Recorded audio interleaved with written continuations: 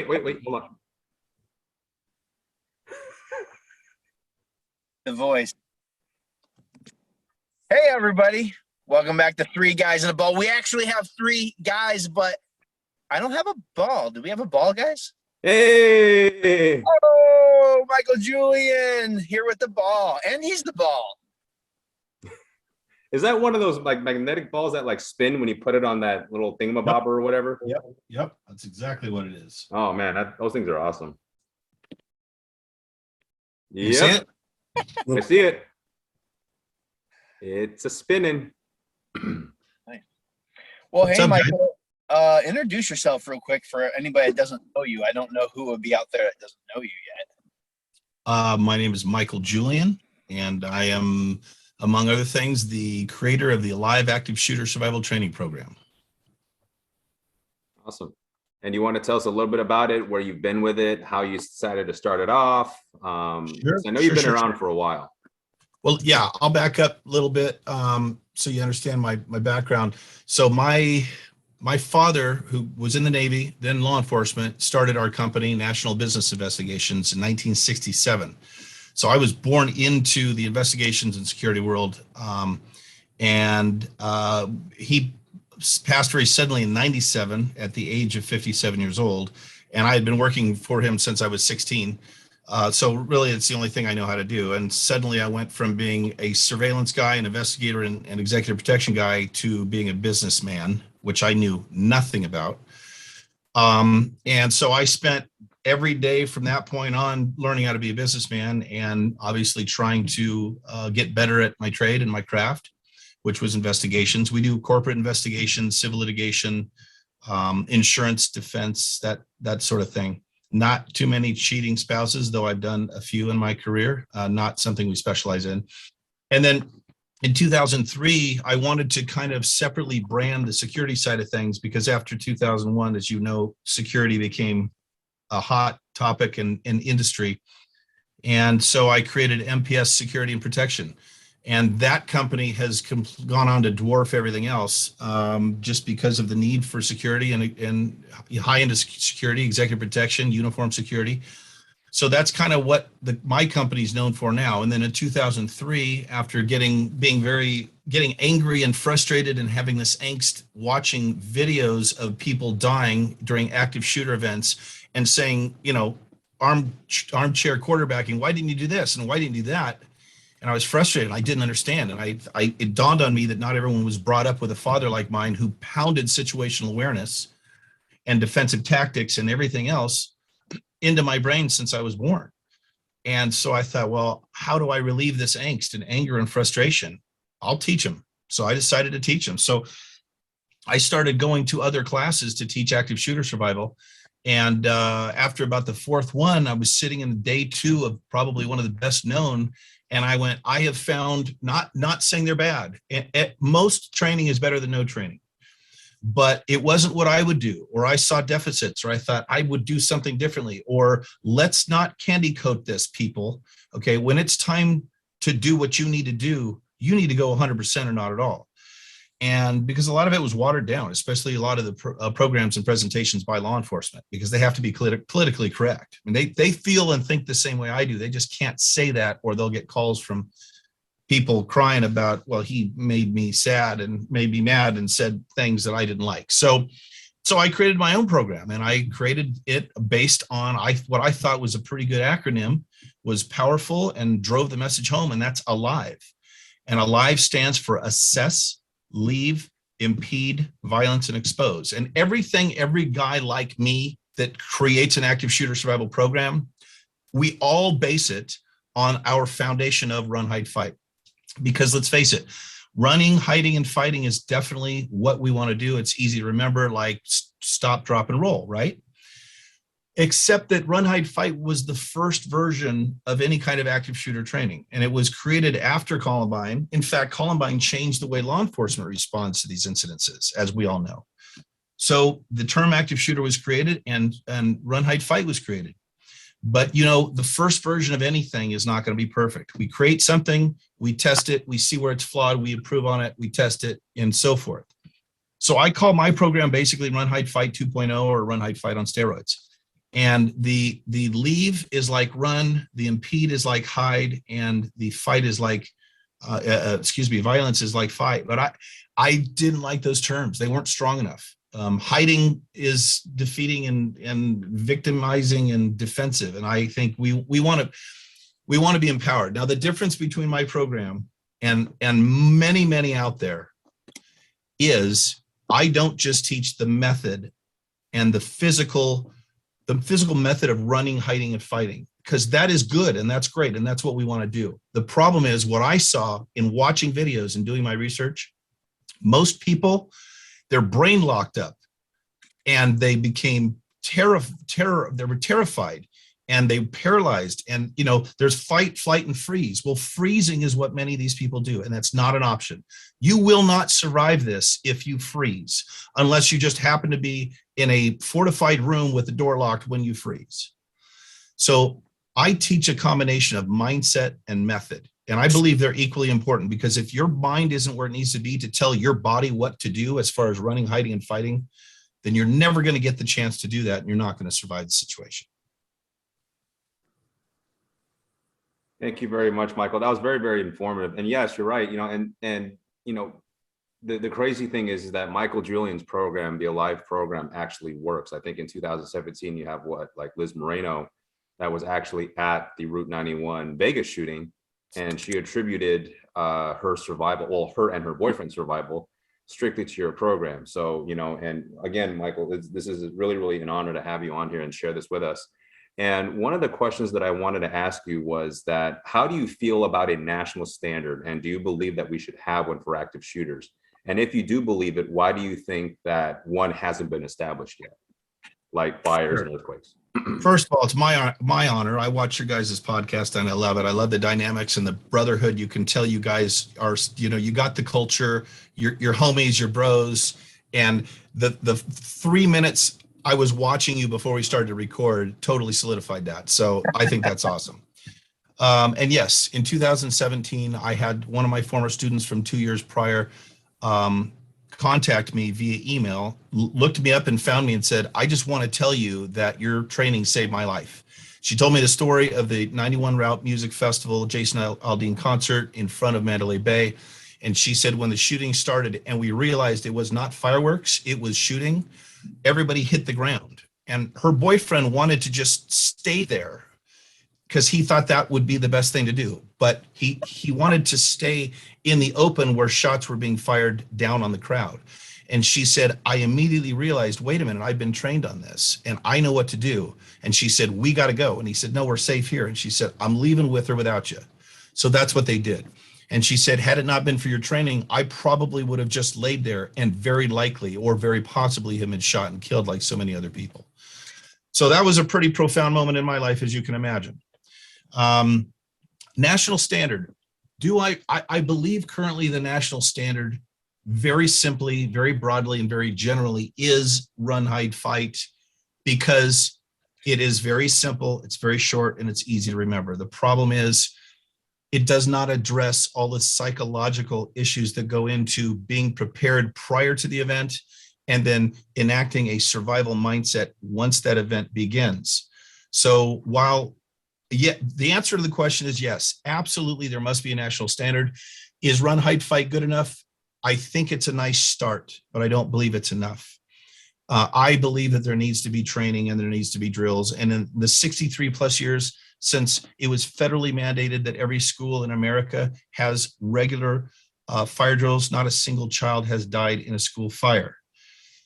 Many, many, many children have died in active shooter events that I believe could have been saved if they were trained properly, including where your brain has got to be in order to react to this situation.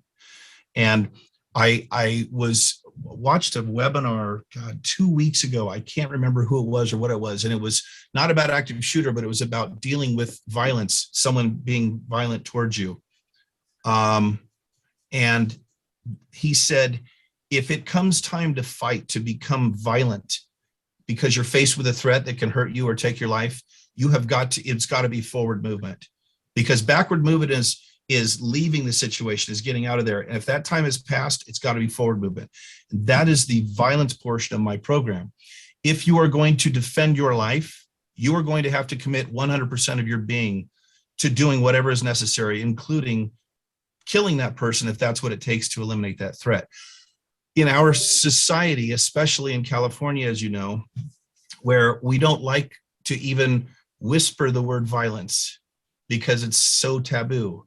Unfortunately, if somebody's not going to whisper it at you, they're going to scream it in your face as they're coming at you with a weapon, then you have got to be prepared to roar back at them with, unbridled passion to survive that situation. And I believe these are not being taken seriously enough to step over that line of, well, maybe we shouldn't be so nice. Maybe we should decide that if it's us or them, it's going to be us. That's a really good point, Michael, because we live in a society so I'm 39. Society right now is vastly different from when I grew up. When I grew up, we fought as kids, we fought as teenagers, we boxed, we did martial arts, we fought at school. Nobody got arrested. And people understood two things. One, what violence actually produces, and two, how to participate in it if you have to. And we have seemed to lost both of those lessons. People these days don't actually know what violence produces. They don't hunt. They don't kill their own food. They've never been punched. And they also don't know how to participate. In fact, they're very afraid. When I was at the State Department, we were working post-Benghazi on retraining or revamping all of the diplomatic training for diplomats going to high threat zones. And the one thing we did was we put a big self-defense module in there that you're going to learn how to throw elbows. You're going to learn how to throw knees. You're going to have somebody with a body pad. You're going to hit that thing. They're going to push up against you. They're going to thump you with that. And with padding on, you are going to be hit. Maybe not full force, maybe not, knuckles on face, but most of these diplomats were horrified for a moment at the fact that, oh my gosh, somebody's going to hit me with a padded something. And we told them, if you do it now in a controlled environment and you get over the shock of, oh, I just got hit, what happens next? What happens next is you advance. You push back, you throw a knee, you throw an elbow, right? You make some space, you push off, whatever situation you're in. How do we as security professionals start to reprogram society? Because that freezing is coming out of a fear of violence. Great question. Monumentous task. We as security professionals, the best we can hope for is to educate people one person at a time or one group at a time. And until our country does what Israel did and mandates 2 years in the military right out of high school before you start your life as an adult, we're going to continue to create very soft people who don't understand what it's like to face adversity in the way of, the force that our children get today is somebody behind a computer or phone somewhere else calling them names. And that is not going to toughen them up. And until you have been hit in the face and lived through it, you're going to know, oh, okay, I can handle getting hit in the face. What do I do now? But if the first time you're hit in the face, you're going to be shocked going, oh my God, I just got hit in the face. I don't know what to do. No one ever told me what to do. I don't like that. That hurts. I never want that to happen again. By that time, you're dead in an active shooter situation. So the only way we're going to change this, there's two things I believe, and I do have a vision of putting myself out of business someday. Through training and through physical security apparatus, we have to make it harder for the killers to do what they're trying to do. But once they're actually able to start that process, we need to know what to do to shut them down. Because these guys are all about power and control. That's all they want. That's the whole psychology of this thing. If we are able to stop them right up off the bat and they minimize the body count, Like the kid at the STEM school in Colorado, or the kid in North Carolina at a college. Shooter walked in, they charged him, they were shot and they died, but they charged him, took him down, other kids jumped on top of him, and the rest of the people lived. Now, it's unfortunate that they died, but they would have died anyway doing nothing to save their own lives. I don't like violence. I'm not a big, I don't even like conflict. I used to love, going toe to toe with people, fighting in schools, or even words. I don't care. Let's get into it. I think that's good stuff. Anymore, I think it's terrible because I've seen what it does to people. And I've got friends, guys that served in the military, that have taken lives. And I would never wish anybody to have to take another human life if they didn't have to. But we need to be prepared mentally for that situation, so that instead of all of a sudden it happens going, wow, what do? I don't have a plan. Going, I have a plan, like Liz Moreno. I'm going to follow my training because that's what we default to in times of crisis. And I'm going to survive this situation. All right. So I want to cover a couple of things.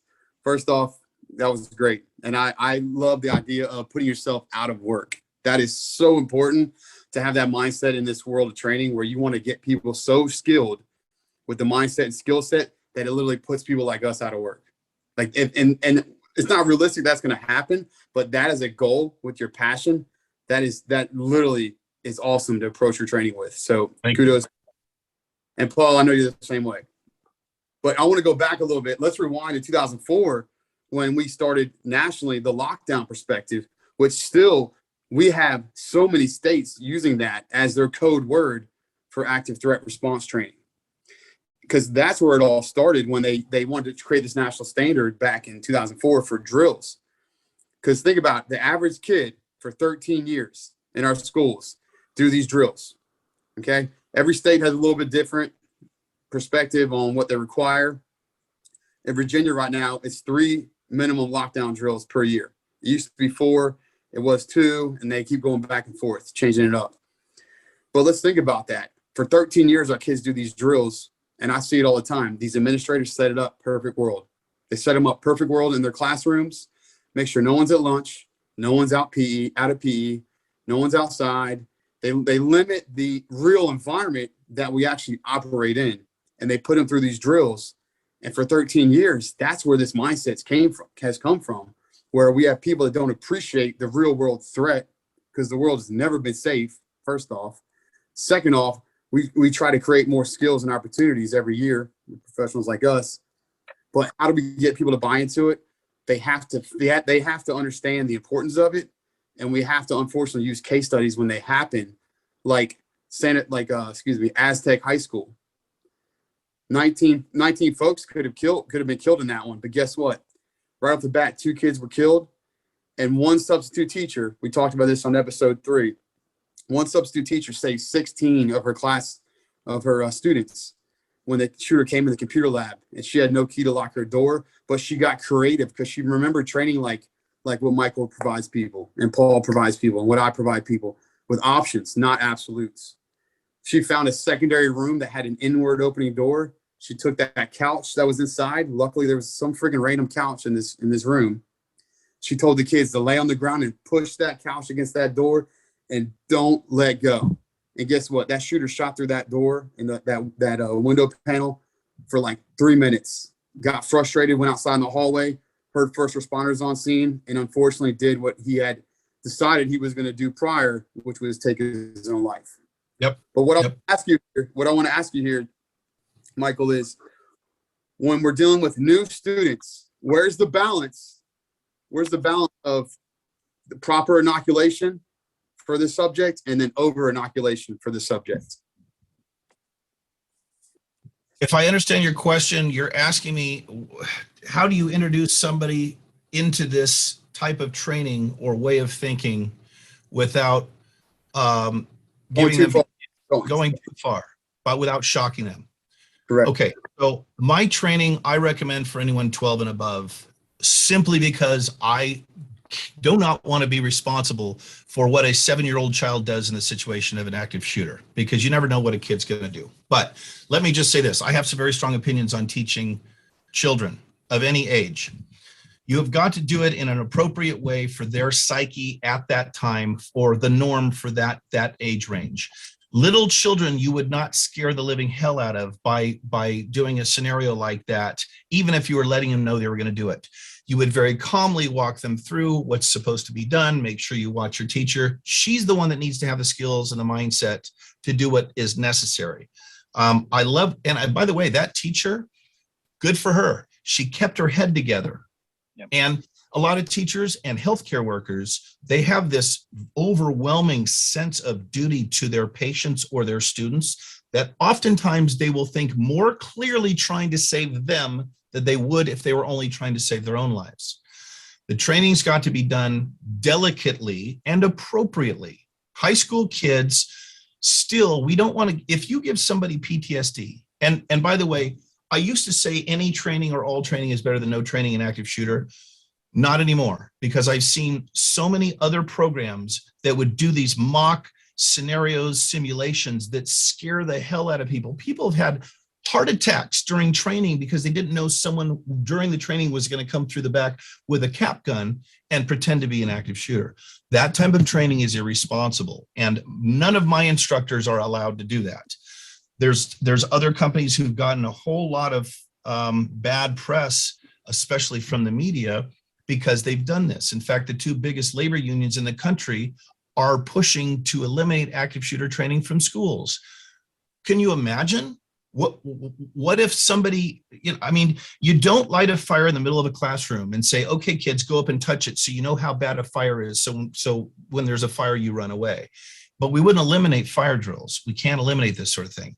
We have to be careful and responsible not to create PTSD, because now that person might be even worse off than if they had no training at all, because they're going to go into shock or they're going to be triggered with that trauma that they suffered from that situation in the first place. So I believe it's very, very important to be delicate and responsible when you're training kids.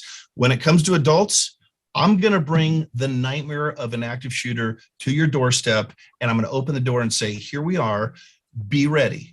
Okay, because this is bad. And I've given proposals. I've been asked to, give proposals for my training in Silicon Valley to some of the millennial culture businesses. And I do that. And they say, oh, well, V in your acronym is violence.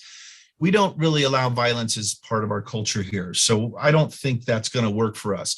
A huge multi-billion-dollar company, I won't say their name. I think they're chapter 11 or 13 right now. Their director of security wanted me to bring my program to them, and they said, well, we don't allow violence in our culture. So maybe you could change the name to Run, Hide, Tell.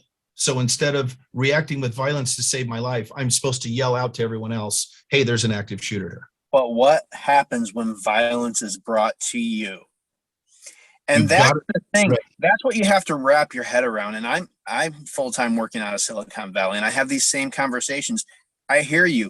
I know we create a culture. I know you want these things, but the world doesn't care. And so we still have to talk about and prepare for and plan for these things. Yeah. And if it happens on their campus, if someone brings violence to their doorstep, whether they allow it as part of their culture or not, they're going to bring it. It's going to happen.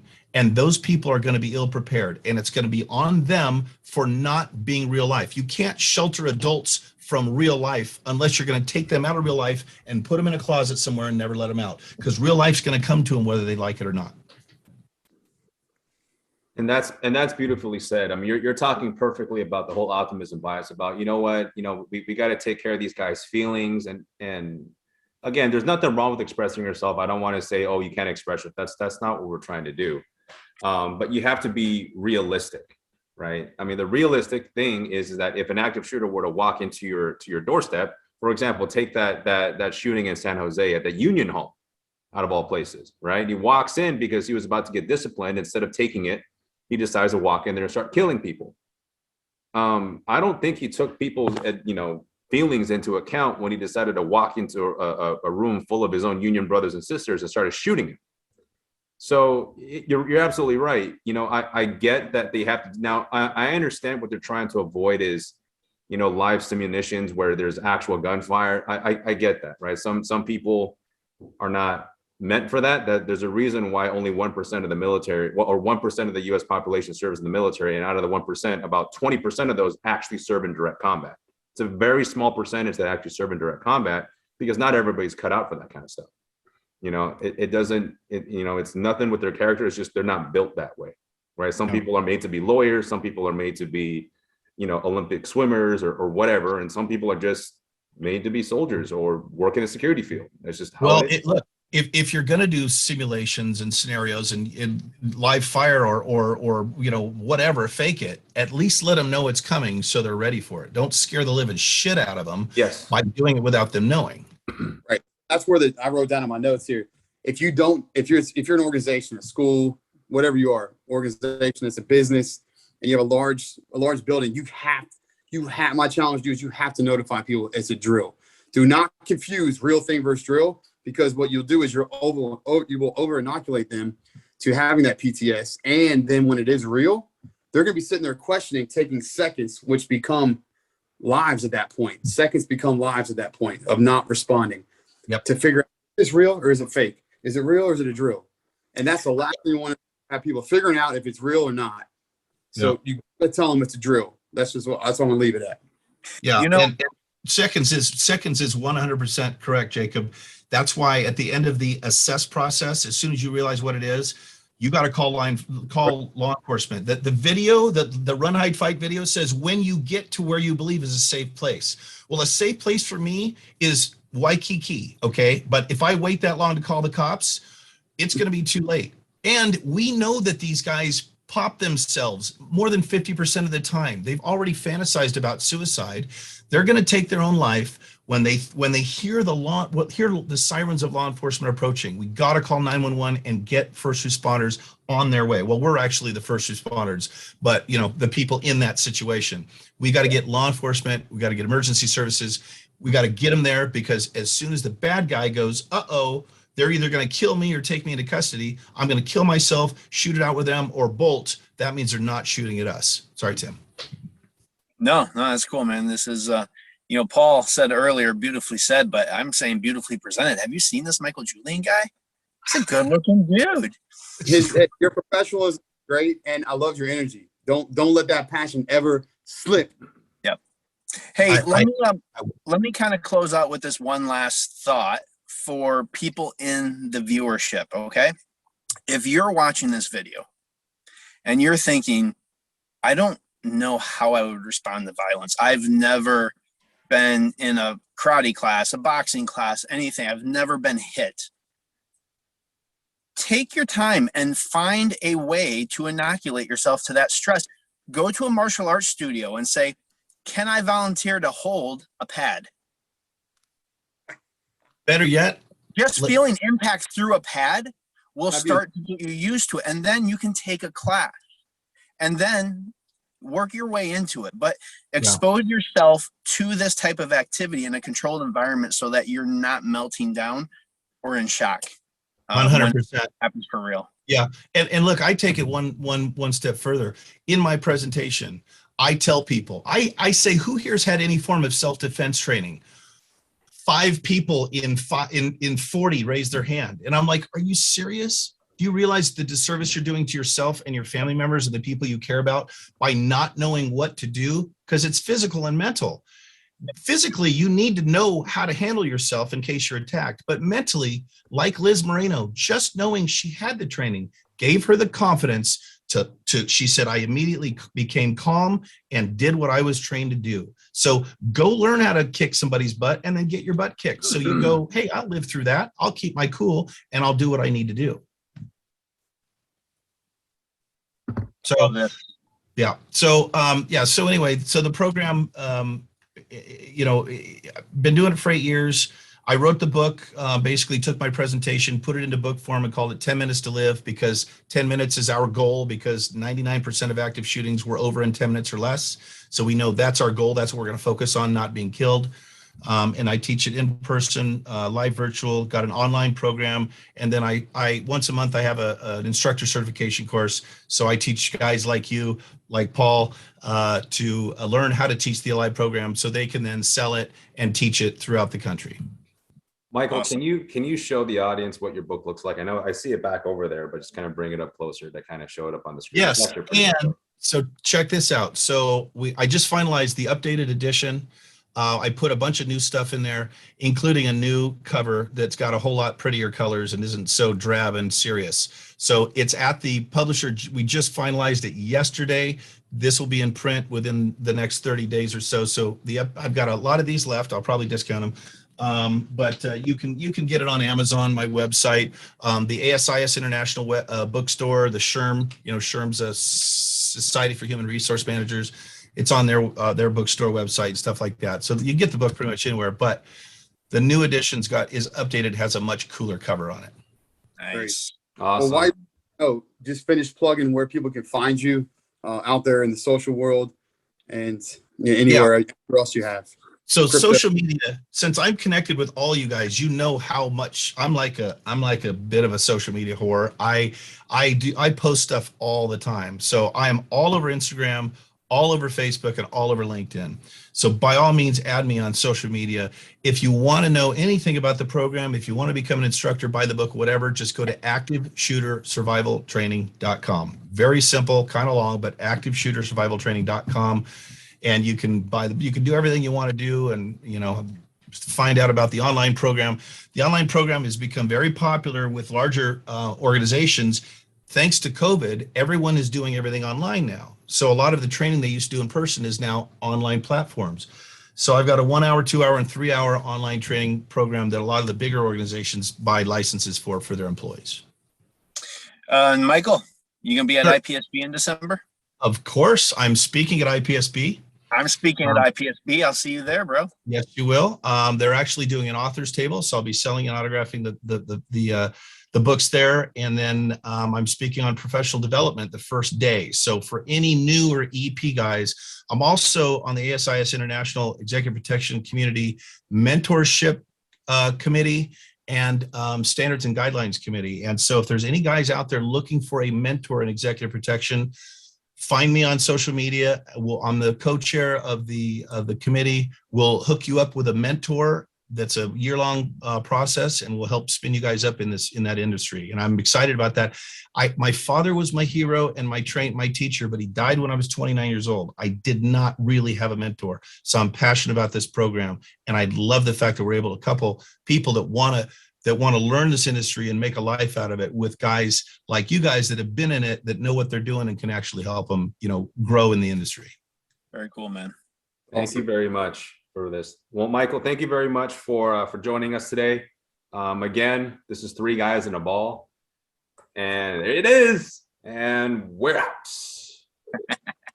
Thanks, guys.